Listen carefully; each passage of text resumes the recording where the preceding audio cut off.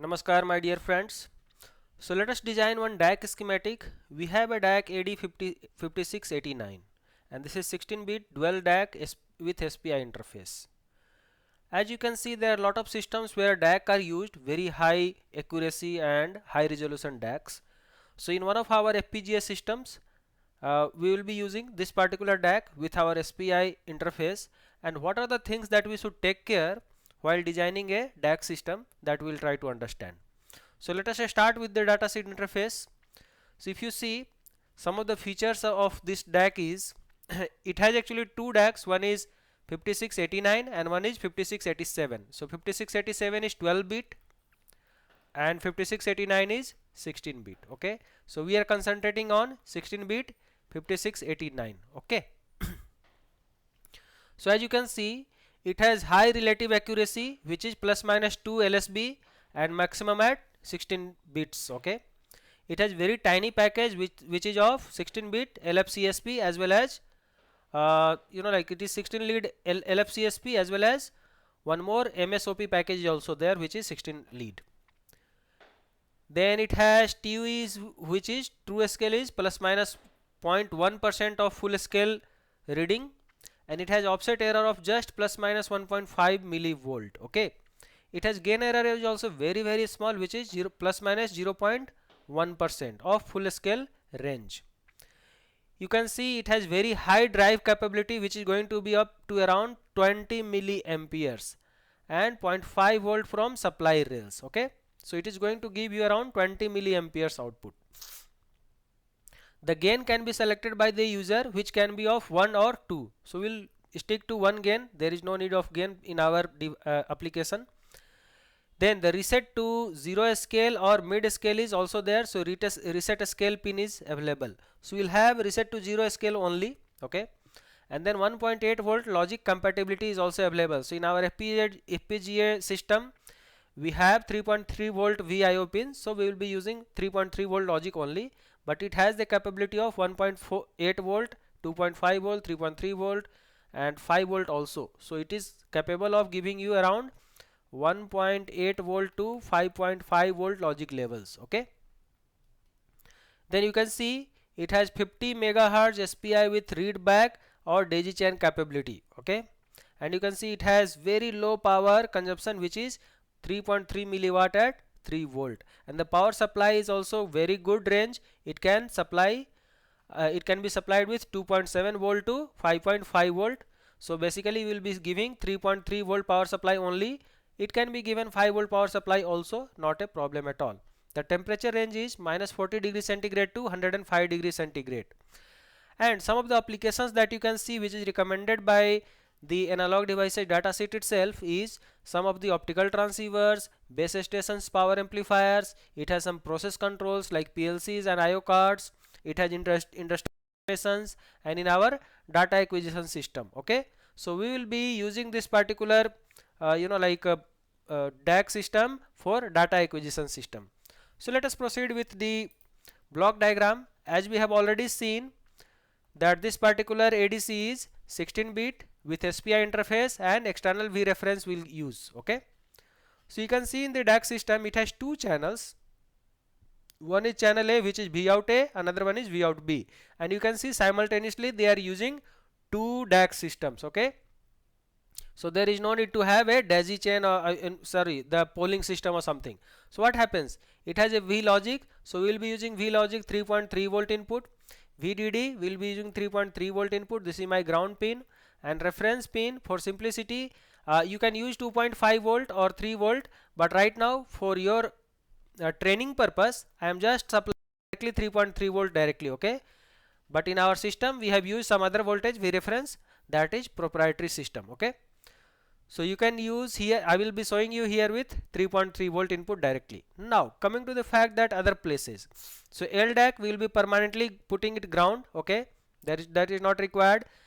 Reset scale we will put it ground so that it can be 0, because we don't need a mid scale range. Okay, gain we will set it to 1 only, so we will ground this also. Okay, so this is a very simple design. Now other pins, let's say SCLK. So SCLK is your clock pin. Okay, so this will be connected through the clock pin of FPGA pin. So we will be supplying connecting one of the FPGA clock output to this SCLK pin, right? This is my sink. So sink will be connected to one of the GPIO, okay, which will be acting as a synchronization pin, right? Now coming to the fact that SDI in, so SDI in is the pin which will going to take the datas, okay. So this will be my SPI interface, so it is MOSI pin, okay. So master output, slave input, so this will be the pin of FPGA will be acting as a MOSI pin, okay. So this FPGA MOSI pin will be connected to SDIN. Anyway, like FPGA pin can be assigned and for any functionalities, so it will be working as MOSI, okay. Or even DSP processor, there are SPI interface, okay. So that way you can utilize it. But the functionality what I am telling you is for host it will be MOSI, and this is acting as a slave, so that's why it is acting as SDI pin, okay. Now there is a functionality which is SDO pin, so this is going to give you the digital data output also again, so this can be connected to MISO pin, okay. So this is how it is a complete SPI interface, okay. And this reset pin will be connected through the GPIO, which will be going to like high whenever there is a activation needed, or otherwise it will be kept low. Alright, with this we have understood almost everything, and this is our Vout A and Vout B. So with this we will be stopping our discussion here itself. This can be again buffered and sent to the driver circuits, or like the target circuit, okay. So hope you have understood complete block diagram, how it is working and what are the pins that is connected directly. So let us try to understand what is the pin configuration or pin description, okay, pin description. So we are going to go ahead with TSSOP package, okay. So in TSSOP package we have 16 pin package, and as you can see we have V reference pin, we have not connected pin, we have Vout A, and then ground, then Vout B, okay. Then we have SDO pin, we have LDAC pin, and our main concentrated pin like pin of concentration is reset pin, SDI pin, sync pin, SCLK pin, and SDO pin, okay. These are the pins we will be concentrating on mainly, and we have V logic pin which will be supplied power supply for the logic level, and this will be the this is the power supply for this particular IC, okay. So this is the direct power supply VDD, okay. So anyway we have already explained about this particular pin description, so there is nothing new in this. Now we'll be trying to understand the maximum ratings that it can take up, so that we will understand what is the capabilities. So you can see VDD to ground, it can take up to +7 volt, okay. So we will not be going to +7 volt, we will be taking up 3.3 volt only, okay, or 5 volt. Now V logic level, it is going to take up to +7 volt maximum, so that the IC will not damage. V out, it will take VDD plus 0.7 volt maximum, so the DAC output will be almost equal to the supply voltage, okay. Then V reference is VDD plus 0.7 volt, 0.3 volt. Similar to that, other parameters are also there, okay. As you can see, junction temperature for TSSOP 16 package, it is 112.6 degree centigrade per watt, which is quite good, okay. However, LFCSP package has very good thermal impedance, which is just 70 degree centigrade per watt, okay. But still, for the simplicity of our board design and assembly purpose, we have utilized TSSOP package, okay. Now for our electrical characteristics, you can understand that you try to keep VDD from 2.7 volt to 5.5 volt, so our application will be taking 3.3 volt. Similar to that, logic level you can take up from 1.62 volt to 5.5 volt, so our application will be taking again 3.3 volt. V reference, you can keep it 2.5 volt or 3 volt. However, my application is going to take 3.3 volt, okay, for this training purpose, okay. Good. So let us directly go into the circuit design that we have implemented, okay. So in this circuit design, if you can see, we have the VDD pin which is going to be a supply pin VDD. So this VDD is 3.3 volt. It has been backed by 10 microfarad capacitor and 0.1 microfarad capacitor. So these are ceramic capacitor. 10 microfarad 16 volt is enough, and 0.1 microfarad 50 volt you can keep it, okay. So this is the ceramic capacitance. Same way you can keep V reference voltage. Okay, so V reference voltage you can keep with 1 microfarad capacitor and 0.1 microfarad capacitor. So same way, 0.1 microfarad with 50 volt and 1 microfarad with 25 volt, or let's say 16 volt will be fine. Good. Now, as I told you earlier, like LDAC pin, you can keep it grounded, so you make it use so that it is permanently grounded. Okay. Now, LDAC pin is over.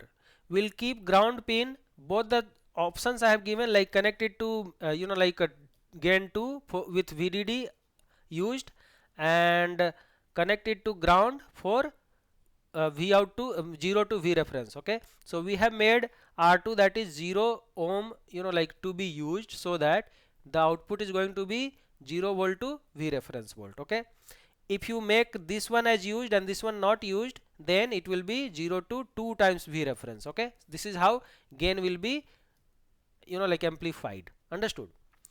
Because sometimes like your DAC output must be like let's say 5 volt, and your reference voltage was how much, let's say reference voltage is 2.5 volt, so you will be getting maximum voltage as 2.5 volt at any input. So if you want to make it double, then you put a gain of 2. This is how you will be getting a output of 5 volt for the DAC. Understood?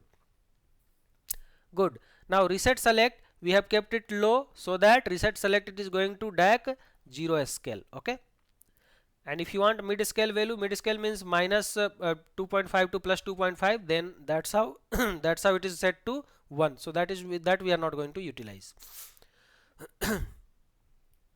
Okay, so reset scale is done, and then we have other pins. Which one? We have SCLK sync pin and SDIN pin. So as I told you, SCLK pin will be connected to the clock of the FPGA pin. Okay, so we will be giving clock input to this pin. Sync pin is connected to one of the GPIO. Okay, so one of the GPIO will be connected to sync pin so that it can synchronize the outputs. Same way, SDIN pin will be connected from the data output pin of FPGA. So we are going to connect and assign it through like MOSI pin. Okay, so master output slave input pin. Good. Now this SDO pin will be connected to MISO pin. Okay, so if you are using some DSP processors or something, so where SPI interface will be there, so you have to connect this pin to one of the MISO pin of your SPI interface. Otherwise, for FPGA pin, we have connected one of the pin which will be acting as my MISO pin, right? Then coming back to the reset signal, so reset signal is again going to get connected with one of the GPIO pin. Okay, so this is how it will be like pulled low or pulled high. So pulled high, then it will be activated. Pulled low means everything is ignored. Okay, good. Coming back to the Vout A and Vout B, further circuits are there which you can utilize for your purposes. Like you can use one buffer and put this to plus and then minus buffer like that, and then put one filter and then send it to your drive circuit, which is going to be a target, right? But anyway, this is how you are going to get your output A and output B, and this is what I wanted to tell you about this particular schematic. At the same time, what I have done in our schematic is we have given one external connector with 10 pin connector, and almost all the like control signals that has been put here, so that you can control from your external outputs also, external device or external board as well, and directly this DAC will be able to work out. Okay, so hope you have understood what is the principle and what are the like different techniques that we can use to design the DAC systems or DAC circuits. And if you do have any questions or any understanding to be done, please let us know. We will be able to answer you out in the comment box. Thank you.